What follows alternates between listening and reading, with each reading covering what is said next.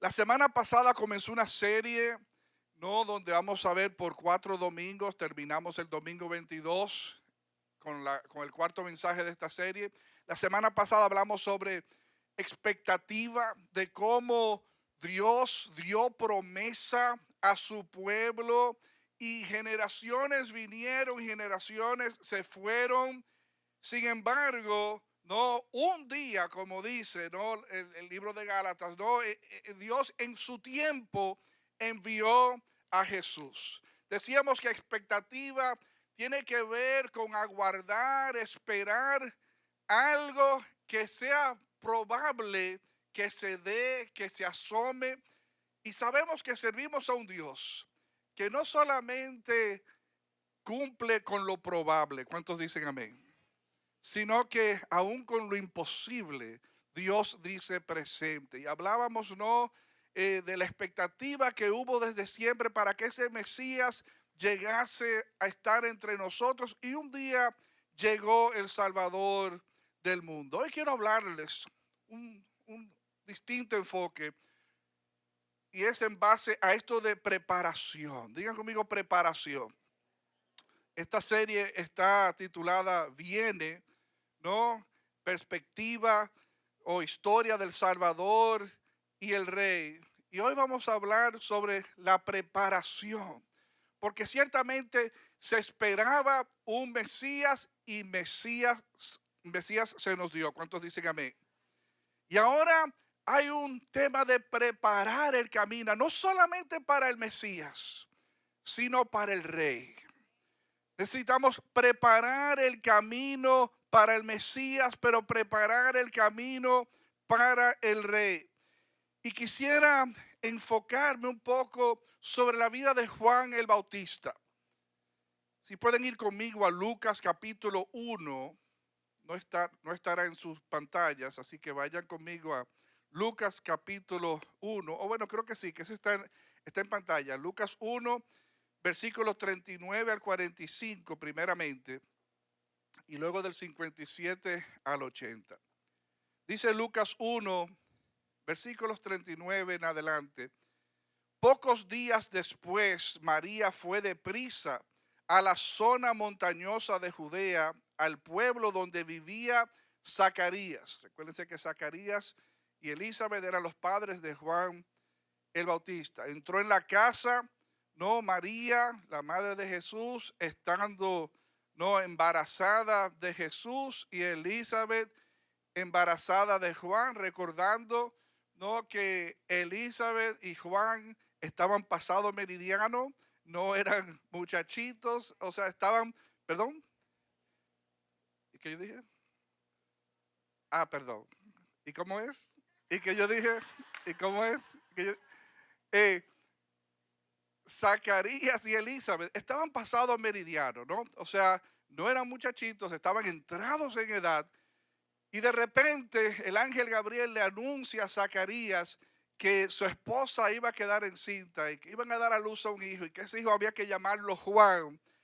Y Zacarías, en su incredulidad, no lo culpo realmente, en su incredulidad ante este anuncio, aunque un anuncio de una figura angelical posiblemente me ponga a creer muchas cosas, pero este ángel le anuncia esto, y su incredulidad dio paso a que quedara mudo. ¿Cuántos recuerdan la historia, no?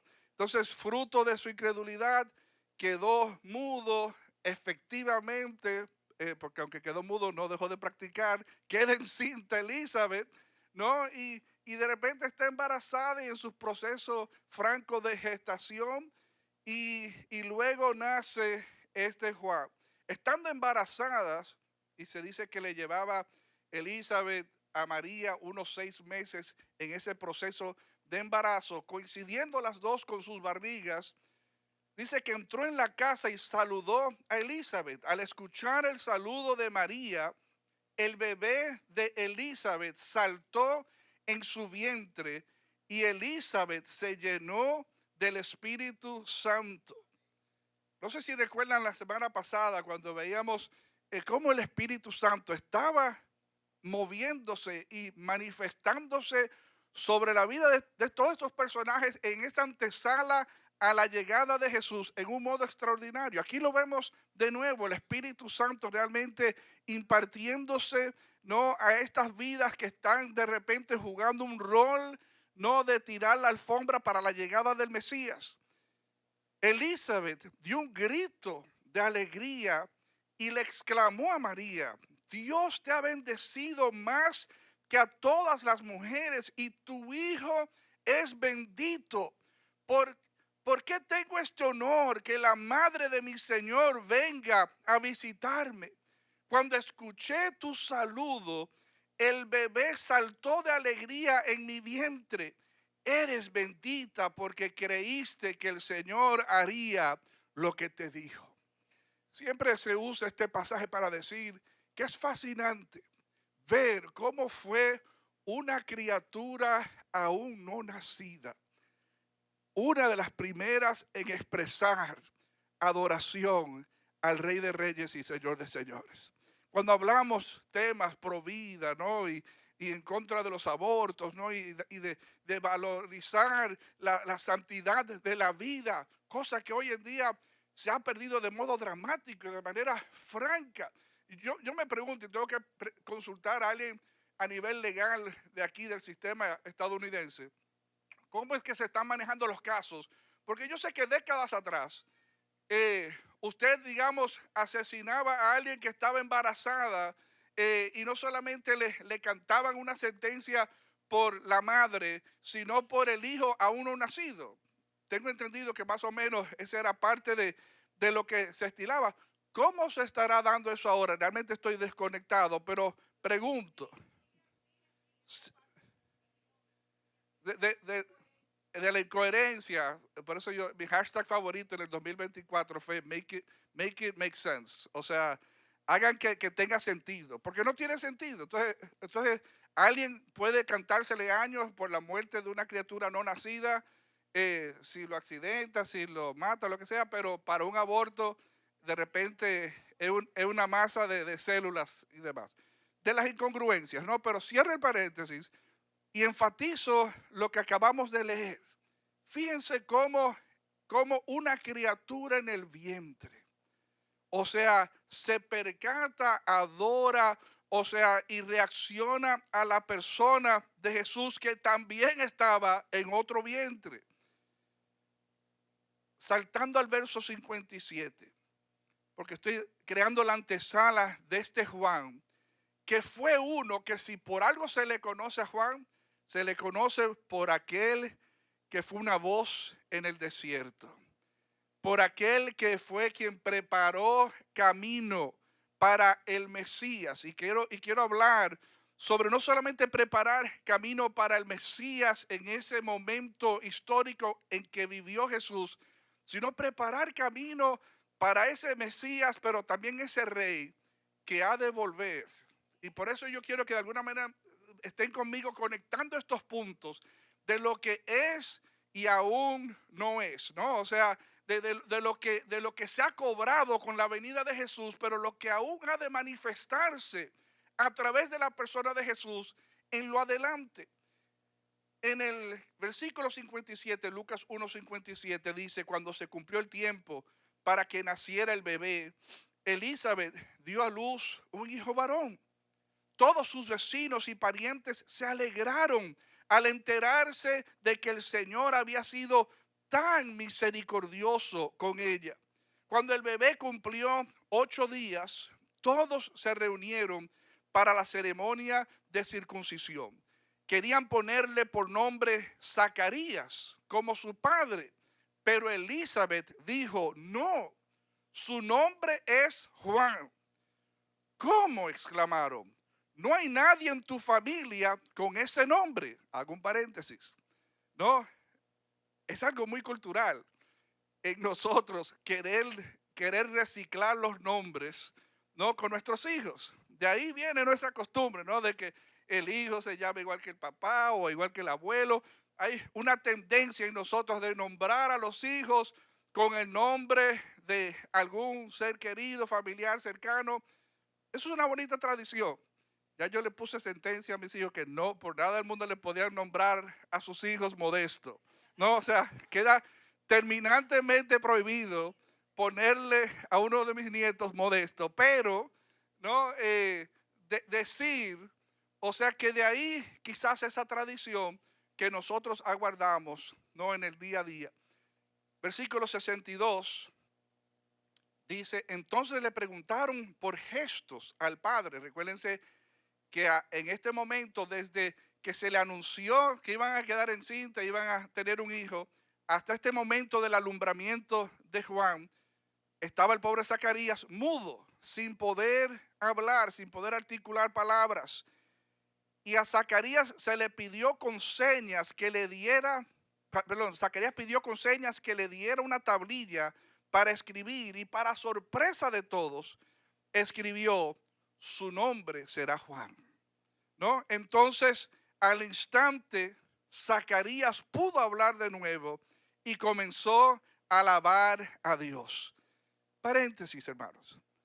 O sea, cuando nosotros obedecemos a Dios, se desatan muchas cosas. No solamente tu capacidad de volver a hablar. Cuando nosotros obedecemos a Dios, cuando le creemos a Dios y obedecemos a Dios, Dios responde con su favor. Dios responde no a nuestras peticiones. Dios responde a nuestras necesidades. ¿Cuántas veces no vemos eso en la palabra de Dios? Donde personas, por obedecer lo que Dios había mandado a hacer, a decir o lo que fuese, es allí. ¿Cuántas veces no vemos inclusive esa misma expresión de y al instante?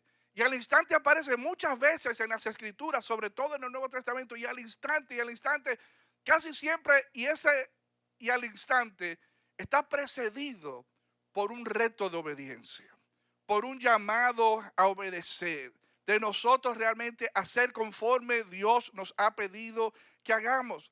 A lo que yo siempre digo, de cuántas bendiciones no nos habremos perdido nosotros por el mero hecho, hermanos, de no obedecer, de no hacer aquello que el Señor nos ha pedido. Entonces nos comienza a ir mal, las cosas se nos comienzan a desboronar. Y es bueno que nos preguntemos, ¿habré faltado en algo que el Señor nos señaló? Y a veces lo sabemos. Es como cuando uno está leyendo la palabra y hay versículos así que uno los salta de pronto, ¿no? Porque uno siente que it overwhelms you, o sea, te coge y te está diciendo, esto es lo que tú necesitas acatar, escuchar, responder. Pero, hermanos, decirles, o sea, qué importante es que nosotros obedezcamos aquello que Dios nos pida en un momento determinado. Zacarías obedeció, afirmó que su nombre iba a ser Juan, y al instante pudo hablar de nuevo y comenzó a alabar a Dios. Todo el vecindario se llenó de temor reverente, y la noticia de lo que había sucedido corrió por todas las colinas de Judea. Los que la oían meditaban sobre los acontecimientos y se preguntaban, ¿qué llegará a ser este niño? ¿Qué llegará a ser este niño? Pues la mano del Señor estaba sobre él de una manera especial. Yo igual pregunto, ¿qué será de tu vida? Porque la mano de Dios está sobre tu vida. Dios tiene propósitos con tu vida. ¿Qué será de tu vida? ¿Cómo transcurrirán los hechos en los días, semanas, meses, años, décadas por venir con tu vida? ¿Qué tiene Dios en mente? Así como tenía algo en mente con Juan. Sépase que Dios tiene algo en mente contigo. A veces nosotros nos ocupamos mucho de pensar que hay cabezas muy selectas que son las que eventualmente saldrán en Wikipedia y en las enciclopedias, y que cuando tú lo googlees va a salir algo de esa persona, pero que los demás como que vivimos en el anonimato y pasamos sin pena y sin gloria. Hermano, aunque tu nombre no sea leído en Wikipedia, tu vida nunca debe de pasar sin pena y sin gloria. Tu vida nunca debe de pasar así como que que no dejó huella, como que no dejó un impacto, como que no logró un cometido de parte de Dios. Tienes que preguntarte, ¿para qué Dios me ha colocado en estos tiempos, en esta generación, en el 2024, sobre la faz de esta tierra, con todas las circunstancias que rodean el mundo a nivel local y a nivel internacional? O sea, ¿cuál es mi rol? ¿Qué papel quiere Dios que yo juegue en estos tiempos? Juan definitivamente era una persona que tenía la mano de Dios sobre su vida para preparar un camino. Pero esa responsabilidad de preparar el ambiente para el Salvador, para el Mesías y para el Rey, no era sola de Juan. ¿Cuántos lo entienden así? No era solo de Juan, sino que es un llamado para todos nosotros, todos los que hemos creído en su nombre, todos los que hemos abrazado la fe, todos los que eh, nos hemos enrolado en este caminar con el Señor. Estamos más que señalados, hermanos, para nosotros jugar un papel de preparación para que el nombre de Jesús sea conocido, para que el perdón de pecados disponible solamente en Jesús esté al alcance de los tuyos, para que nosotros anunciemos la esperanza, las virtudes de aquel que nos ha llamado, como dice Pedro, de las tinieblas a la luz, hermanos. Nosotros tenemos una tarea 1A de darlo a conocer y de preparar el ambiente para el rey y para el reino. Eso es un tema que a mí creo que en el 23 me llenó muchísimo. Sobre ver a Jesús como un rey, ¿no? Que está por establecer su reino una vez y por siempre. Un rey que tiene un reino, que ciertamente estamos en este mundo, pero no pertenecemos a este mundo. Que estamos en esta tierra, pero no somos de esta tierra. Tenemos reyes y presidentes aquí a nivel horizontal, pero yo tengo un rey que es rey de reyes, señor de señores, que está por encima. Yo tengo un gobierno que me rige, me pone reglas y me mantiene entre ciertos parámetros. Pero yo me debo a un reino que es mucho mayor, que está por encima de cualquier estructura político social que uno pueda estar experimentando en esta tierra. ¿Cuántos están conmigo?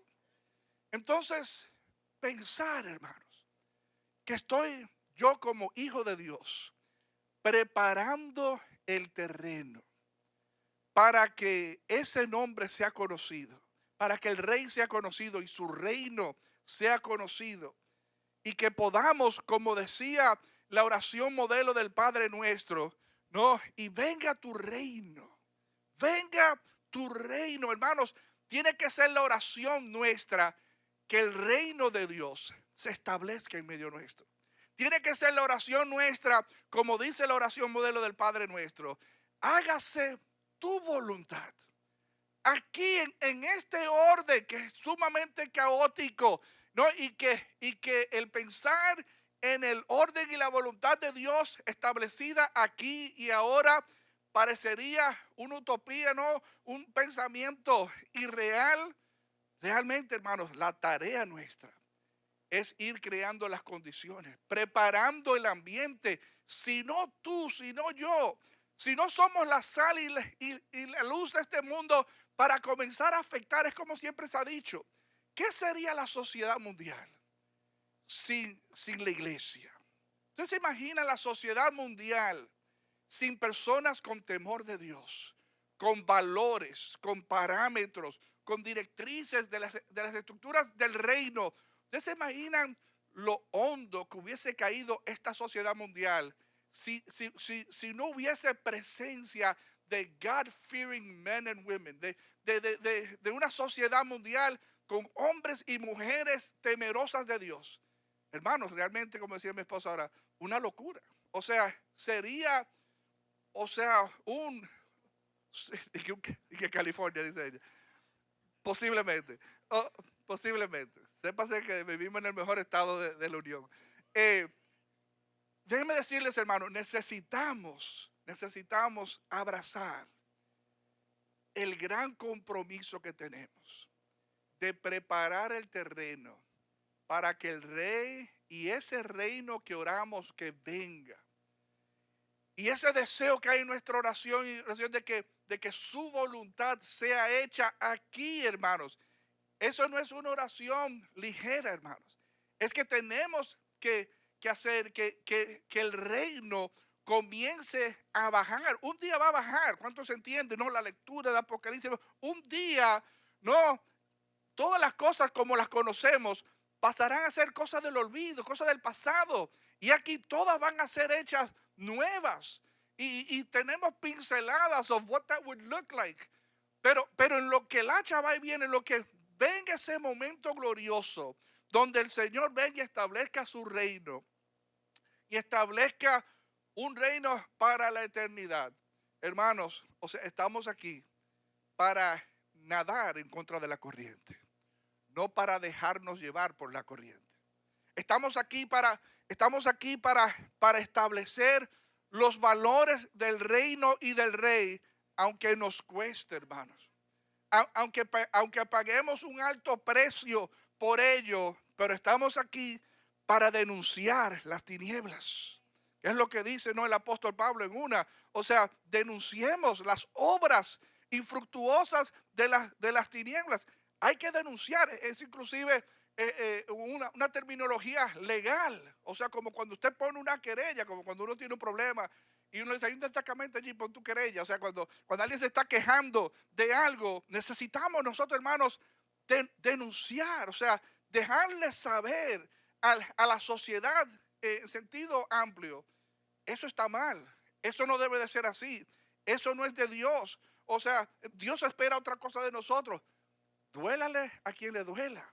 O sea, pagues el precio que se haya que pagar con respecto a cualquier tema, pero es parte de la justicia. Cuando uno habla de justicia en la palabra de Dios, busca primeramente el reino de Dios y su justicia, porque todo es un asunto, hermanos, del rey y el reino. O sea, esto de preparar el camino para el Mesías no fue solamente para esos 3 años y medio de ministerio terrenal que tuvo Jesús, sino que tenía que ver con ese reinado final, eventual, que han pasado 2024 años y aún no ha llegado. Y por eso mucha gente, han pasado 2024, la iglesia se ha pasado siglos hablando de ese rey que viene y no viene nada. Así se pasó el pueblo hebreo 4000 años hablando de que un Mesías iba a venir hasta que vino, ¿no? Entonces, así igual nosotros pareceríamos que estamos hablando por hablar, ¿no? ¿Cómo es que decía Eva, la abuela? Ganas de botar saliva, qué sé yo, una expresión así. O sea, ganas de hablar, pero no, hermano, no es ganas de hablar. Es que creemos, volviendo al tema de la semana pasada, que creemos que Dios lo que Él promete lo cumple. Entonces, si Él ha dicho que Él va a establecer un reino para siempre, sépalo que Él va a establecer su reino eventualmente. Entonces, necesitamos, hermanos, entender que estamos llamados a preparar ese camino, pero eso, it's going to take all of us. A mí me gusta en la NFL, la liga de fútbol americano, se estila, creo que aún lo están haciendo, en los cascos de los jugadores, en la parte de atrás, le ponen un sticker que dice, it takes all of us, ¿no? O sea, va a requerir de cada uno de nosotros, ¿no?, el esfuerzo del equipo, el lograr la victoria. Para esto de establecer el reino de Dios, it's going to take all of us. O sea, va a requerir de que todos le pongamos la mano al arado, ¿no?, y trillemos el camino del reino, preparar el camino, despedregar el terreno, sembrar las semillas de los valores del rey y del reino. It takes an effort, hermanos. O sea, requiere de un esfuerzo colectivo. No es del pastor el esfuerzo, hermanos. No es de un grupito de líderes, Si usted se llama hijo, hija de Dios, se requiere de parte suya que usted haga su parte, que usted sea luz y sal en esta generación. Miren cómo dice luego en el versículo 67, Zacarías, ya recobrando la voz, comienza a profetizar, a hacer una proclama, un cántico, si se quiere, profético.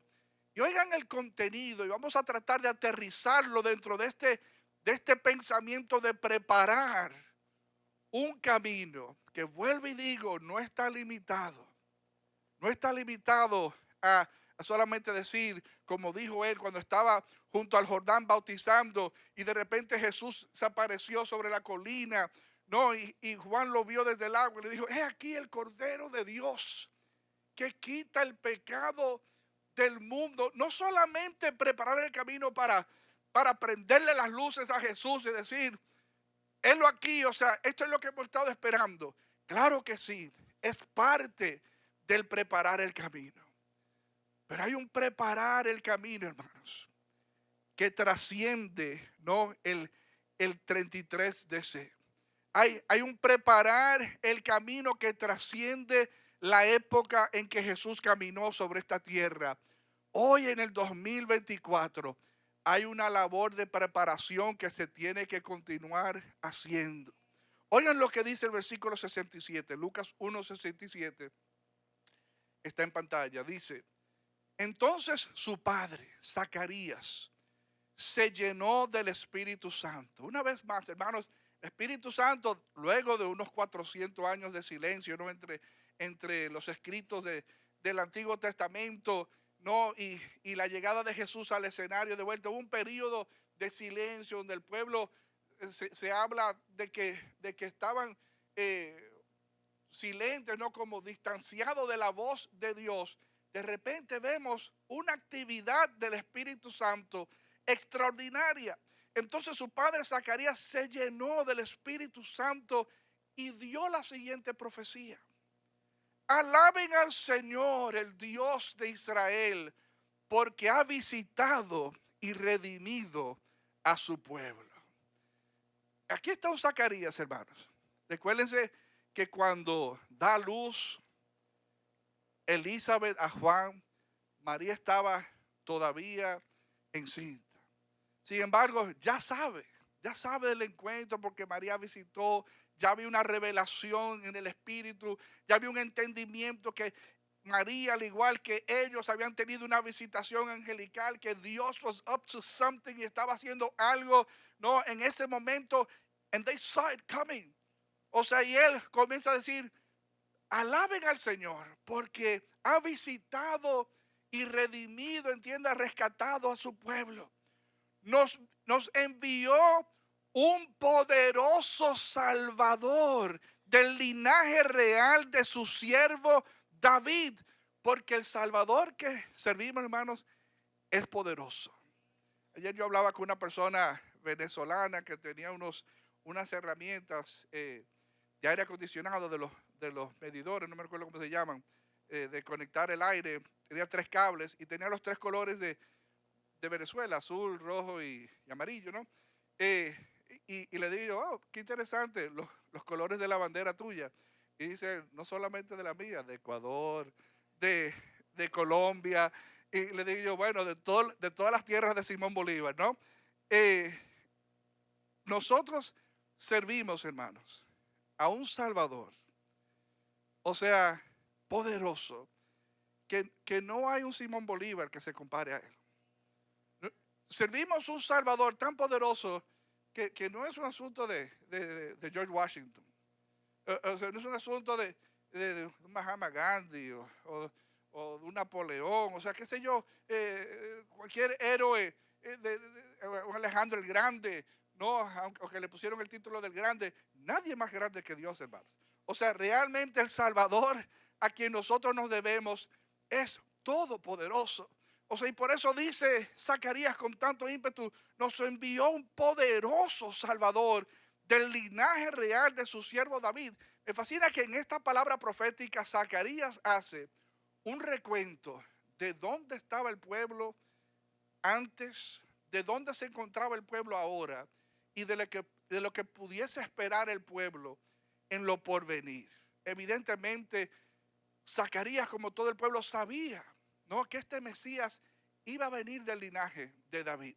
O sea, y aquí está diciendo, no, nos ha enviado un poderoso Salvador. Y fíjense, hermanos, que él está hablando de un poderoso Salvador que estaba presente, pero aún no había nacido. No, para el tema no de provida. O sea, como un Zacarías está dando valor a una criatura que él está afirmando ya está entre nosotros, pero no ha nacido, no ha salido del vientre, está todavía en formación. No, dice, como lo prometió, verso 70, mediante sus santos profetas hace mucho tiempo. Eso volviéndonos al tema de la semana pasada de la expectativa, que lo que Dios promete, Él lo cumple eventualmente, hermanos.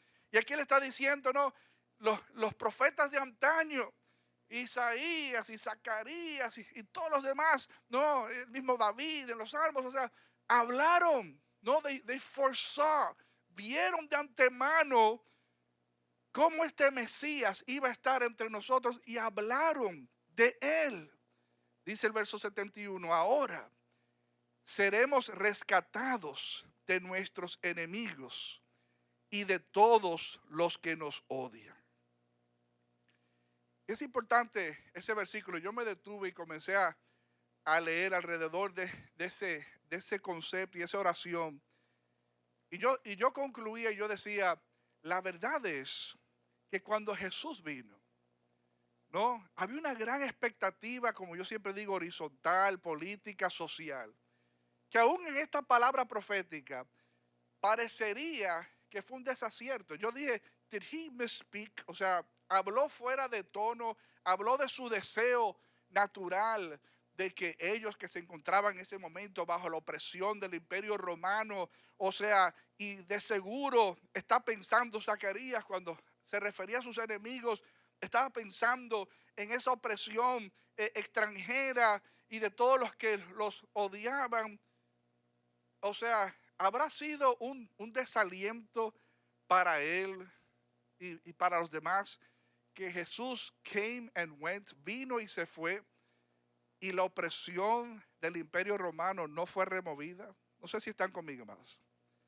Que es parte de lo que decíamos la semana pasada, que Dios nos promete cosas, pero los tiempos en los cuales queremos cobrar esas promesas están errados, porque los tiempos de Dios son distintos a los nuestros. Porque de repente ellos querían, que es lo que hemos dicho en otras ocasiones, era el sentir natural, aún de los discípulos. Señor, y dinos, ¿cuándo tú vas a restaurar todas las cosas? ¿Ustedes creen que ellos estaban preguntando, pensando en el rey cuando establecieran el final de los tiempos el reino? ¿O estaban preguntando, ¿cuándo nos vamos a levantar en una revuelta? ¿Cuándo vamos a quemar llantas? ¿Y cuándo vamos a tirar piedras y vamos a sacudirnos y hacer que los romanos se vayan? ¿Están conmigo, amados? Entonces, entre el entendimiento que uno tenga de cuando uno cree que el Señor va a hacer las cosas y el momento en que Dios real y efectivamente materializa una promesa, hermanos, pueden ser dos tiempos distintos. Y a veces por eso la frustración. Y a veces por eso nosotros nos desalentamos tan fácilmente, porque tenemos una expectativa totalmente errada con respecto a lo que Dios pretende hacer. Entonces necesitamos, hermanos, revelación, necesitamos entendimiento. Y dice él aquí, ahora seremos rescatados de nuestros enemigos. ¿Saben qué? Un día vamos a ser rescatados del enemigo mayor de nuestras almas, que no es el Imperio Romano, no son los rusos, no son los chinos, no son los de Corea del Norte, el diablo, hermanos. Un día nosotros vamos a ser rescatados de nuestro peor enemigo. Una vez y por todas va a ser echado en un lago, no, de fuego y azufre, o sea, y ya no va a ser un ente haciéndonos frente y creándonos dificultades en nuestro día a día. formará parte de las cosas que habrán pasado, hermanos. Entonces, aquí está Zacarías. Take it at face value. O sea, cójanlo a como lo leen. Ahora seremos rescatados de nuestros enemigos y de todos los que nos odian.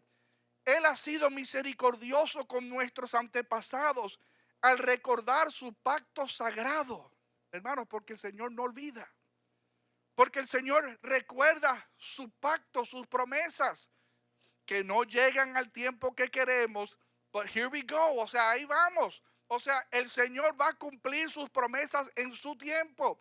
Dice él, qué bueno, ¿no? Que él no va, él va a recordar su pacto sagrado, el pacto que prometió mediante un juramento a nuestro antepasado Abraham. Y el versículo 74 y el 80, y con esto voy sacando las ruedas del avión, es lo que más me llega de este pensamiento, hermanos, de preparar el camino. Hemos sido rescatados de nuestros enemigos para poder servir a Dios sin temor, en santidad y justicia mientras vivamos. Hermanos, esa libertad con que Zacarías decía podíamos vivir con ausencia de temor, pero en santidad y justicia mientras vivamos. Yo creo que uno comienza a forjar esa realidad en el aquí y en el ahora. En el aquí y en el ahora no vamos a lograr crear el ambiente ideal y el que tiene Dios en mente que va a crear, no, eventualmente. Pero en el aquí y en el ahora, hermanos, podemos nosotros vivir, no, sin temor. Sin temor. En santidad, con todo lo que representa santidad, hermanos. No, sed santos porque yo soy santo. O sea, poder vivir vidas que no ofendan su pureza, ¿no? Que es lo que tiene que ver con santidad, que Dios es puro, es justo, es recto. O sea, no hay mancha, no hay tacha. O sea, no hay cosa que podamos señalarle al Señor. Pensamiento que uno dice, wow, sed santo como yo soy santo. Eso será imposible, but I'll do my best. O sea, eso es imposible, pero haré lo que mejor yo pueda. Hermanos, o sea, esa es la tarea. O sea, esforzarnos de tal manera, hermanos, que Dios encuentre beneplácito, agrado en tu vida, porque estás cambiando tu modo de pensar, porque estás cambiando tu modo de hablar, porque estás cambiando tu forma de desenvolverte en tu día a día. Tus valores están cambiando, tus prioridades están cambiando, tu visión de quién es Dios y dónde está Dios y tu relación con respecto al señorío de Dios sobre tu vida está cada día más cobrando realidad en tu vida. Entonces necesitamos, hermanos, pedirle al Señor, Señor, permíteme saber que tú nos vas a rescatar del enemigo. Pero Rusia va a seguir embromando, Corea del Norte, la China, entre nuestros países que nos pisamos los pies y demás. Siempre hay un tema, ¿no? Porque como dice más luego, dice, y tú, dice Zacarías a Juan, y tú, mi pequeño hijo, serás llamado profeta del Altísimo, porque prepararás el camino para el Señor. Dirás a su pueblo cómo encontrar la salvación mediante el perdón de sus pecados. Y ese, hermano, es la tarea 1A de nosotros como iglesia. La tarea 1A como iglesia es lograr que las personas entiendan que el perdón de los pecados se halla en Jesús. Hermanos, eso es primordial, porque de eso se trata la relación de uno con Dios, de eso se trata la vida cristiana, que hayamos sido perdonados de nuestros pecados. No que comencemos a asistir, ¿no? y que y que nos volvamos regulares de acá, porque esto no es un club social, hermanos. O sea, aunque hay una dinámica de familia, ¿no? Y hay un compañerismo, y hay un trato, claro que sí, o sea, hay una hermandad, hay un amor, y hacemos cosas juntos y soñamos juntos, claro que sí, pero todo eso parte de una vida transformada por un arrepentimiento y un perdón de pecados. Hermanos, no nos quepa la menor duda que de eso se trata la fe cristiana, de que seamos perdonados de nuestros pecados. Y dice Zacarías a su hijo, porque prepararás el camino para el Señor. Dirás a su pueblo cómo encontrar la salvación mediante el perdón de sus pecados. Gracias a la tierna misericordia de Dios, la luz matinal del cielo está a punto de brillar entre nosotros para dar luz a los que están en oscuridad y en sombra de muerte, y para guiarnos al camino de la paz. Hermanos, pero vuelvo y digo, Jesús vino y se fue, y el enemigo siguió establecido sobre Israel. Vino Jesús y siguió las tinieblas, ¿no? Prevaleciendo, en cierto sentido, ¿no? Propagándose, ¿no? En medio de la sociedad. No se ha podido sofocar una vez y por todas el tema de la oscuridad en el mundo. Vino Jesús y se fue, y el camino de la paz, ¿no? ¿De cuál paz estamos hablando? De la paz interna, de la paz con el prójimo, de la paz con Dios. Ciertamente la paz con Dios abrió el camino, pero qué difícil se nos hace, hermanos, lograr la paz entre nosotros. Y a veces hay una incongruencia también de que si decimos, no, como dice Santiago, no podemos con la misma boca alabar a Dios y maldecir a nuestro prójimo. Sin embargo, cuán fácil se nos hace, ¿no? O sea, cantar Hosana, aleluya, y de repente decirle, sí, porque ese barbarazo, que sé yo cuánto, o sea, y acabamos con otra persona. No puede ser, es como dice también Santiago, no puede de una misma fuente salir agua dulce y agua salada, o sea, no es posible, ¿no? Digo, no debe de ser, es posible, pero no debe de ser. Entonces, en ese no debe de ser es que estamos nosotros parqueados preparando el camino para que el rey, el reino, sus principios, sus valores cada vez más se establezca en nuestras vidas, hermanos.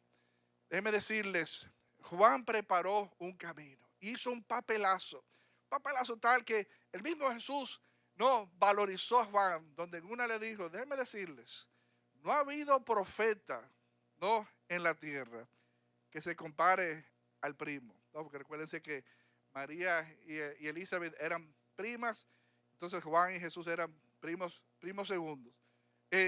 O sea, ninguna otra persona ha sido más profeta que este primo Juan.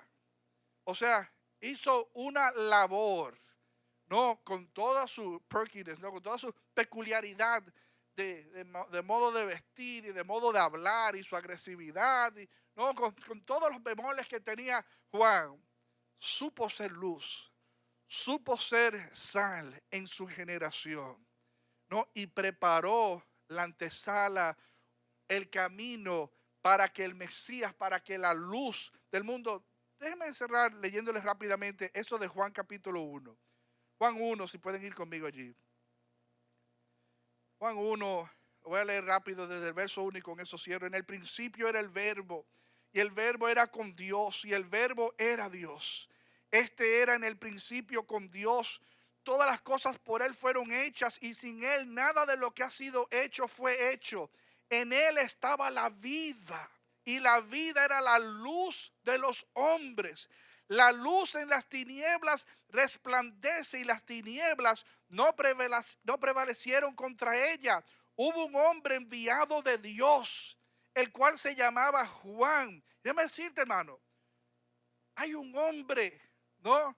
enviado por Dios, el cual se llama Jesse, el cual se llama Ivo, el cual se llama Julie. O sea, usted tiene que sentirse encomendado como los reyes, ¿no? La espada sobre los hombros. A usted se le ha ordenado la tarea de anunciar y de hablar de este Salvador. Hubo un hombre enviado de Dios, el cual se llamaba Juan. Este vino por testimonio, para que diese testimonio de la luz, a fin de que todos creyesen por él. Hermanos, esto es parte del preparar el camino. En esta época navideña, pero no solamente en esta época, así como yo sé muchos, el Día de Acción de Gracias nos paramos alrededor de una mesa y tomamos la ocasión para hablar de por qué estábamos agradecidos. Hagámoslo no solamente ahora alrededor de la mesa del 24, sino que en enero, en febrero, en marzo, etcétera, anunciemos a los demás, hermanos, y demos testimonio de la luz, porque de eso se trata, hermanos. De traer a la gente a la persona de Jesús, de exponerlos a la persona de Jesús, que sepan que en Jesús hay perdón de pecados, sanidad para su enfermedad, esperanza para su desconcertado corazón. Necesitamos, hermanos, ser esa luz, ese testimonio, a fin de que todos creyesen por él. No era él la luz, Juan no era la luz, hermanos, sino para que diese testimonio de la luz. Aquella luz verdadera que alumbra a todo hombre venía a este mundo. En el mundo estaba y el mundo fue por él hecho, pero el mundo no le conoció. A los suyos vino y los suyos no le recibieron. Mas a todos los que le recibieron, a los que creen en su nombre, les dio potestad de ser hechos hijos de Dios, los cuales no son engendrados de sangre, ni de voluntad de carne, ni de voluntad de varón, sino de Dios. Y aquel verbo, hablando de Jesús, que fue hecho carne y habitó entre nosotros, y vimos su gloria, gloria como del unigénito del Padre, lleno de gracia y de verdad. Juan dio testimonio de él y clamó diciendo: este es de quien yo decía, el que viene después de mí es antes de mí, porque era primero que yo, porque de su plenitud tomamos todos y gracia sobre gracia. Pues la ley por medio de Moisés fue dada, pero la gracia y la verdad vinieron por medio de Jesucristo. A Dios nadie jamás lo vio. El Hijo unigénito, el unigénito Hijo que está en el seno del Padre, Él le ha dado a conocer. Este es el testimonio de Juan. Cuando los judíos enviaron de Jerusalén sacerdotes y levitas para que le preguntasen: ¿tú quién eres? Confesó y no negó, sino que confesó: yo no soy el Cristo. Y le preguntaron: ¿qué pues? ¿Eres tú Elías? Dijo: no soy. ¿Eres tú el profeta? Y respondió: no. Le dijeron: pues ¿quién eres? Para que demos respuesta a los que nos enviaron. ¿Qué dices de ti mismo? Pregunto, ¿qué dices tú de ti mismo? En el 2024, diciembre de 2024, ¿quién tú te consideras ser? Porque yo quiero que tú salgas de aquí entendiendo que tú eres uno que estás preparando el camino para que otros vengan al conocimiento de Jesús. Que tú eres el señalado por Dios para hablarlos. Si no tú quieres, y tú seguro dices: hay mucha gente que lo haga otro, que lo va a hacer mejor que yo. No, hermanos, es posible que sobre tus hombros repose la responsabilidad. Es como Pablo decía: uno siembra la semilla, otro la riega, pero el crecimiento al final del día lo da Dios. ¿En qué parte de ese proceso de darlo a conocer te encuentras tú? Estás sembrando la semilla, estás regando la semilla, estás recogiendo el fruto. A veces recogemos fruto y decimos: gloria a Dios, pero usted no sabe la gente que dieron rodillas, que lloraron, que visitaron, abordaron a esa persona, y vienes tú y recoges el fruto como nada, y no sabes la colaboración colectiva que ha habido para que esa vida venga a los pies del Señor. Pero si tú no preparas el camino, mi amado, O sea, ¿quién lo va a preparar? Los que habían sido enviados le preguntaron y le dijeron: ¿por qué pues bautizas si tú no eres el Cristo, ni Elías, ni el profeta? Juan le respondió diciendo: yo bautizo con agua, mas en medio de vosotros está uno a quien vosotros no conocen. Este es el quien viene después de mí, el que es antes de mí, del cual no soy digno de desatar la correa del calzado. Estas cosas sucedieron en Betabarra, al otro lado del Jordán, donde Juan estaba bautizando. Hermanos, seamos una voz que clama en este mundo. Que clama en este mundo. Yo escuché una persona decir una vez, con respecto a esa expresión de voz que clama en el desierto, él decía: a veces Dios nos llama a hablar de Él en lugares muy secos, en lugares muy áridos. Cuán bueno sería ser una voz en un jardín lleno de flores. Cuán bueno sería ser una voz en un jardín botánico. Pero a veces, hermanos, nos toca ser una voz en el desierto. Y en el desierto no hay muchas cosas buenas a veces. Hay mucha soledad. Hay muchos desechados. Muchos animales salvajes. Hermanos, pero allí Dios te llama para que tú seas luz y sal. Preparemos el camino.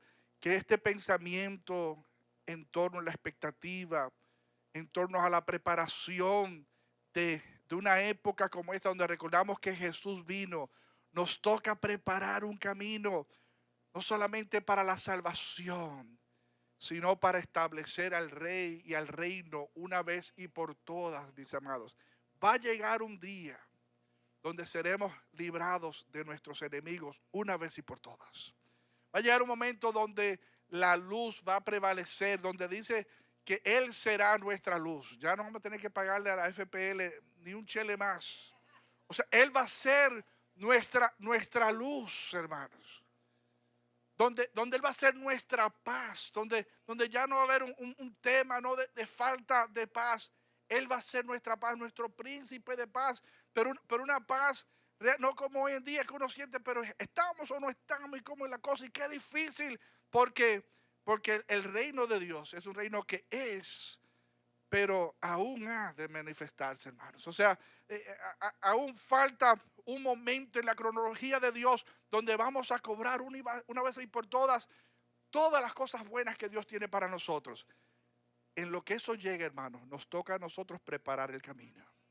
Preparar el camino para que los demás crean y se unan a este camino, a esta fe, que conozcan que Jesús les ama y tiene propósitos para con ellos. ¿Cuántos lo creen? Estemos de pie.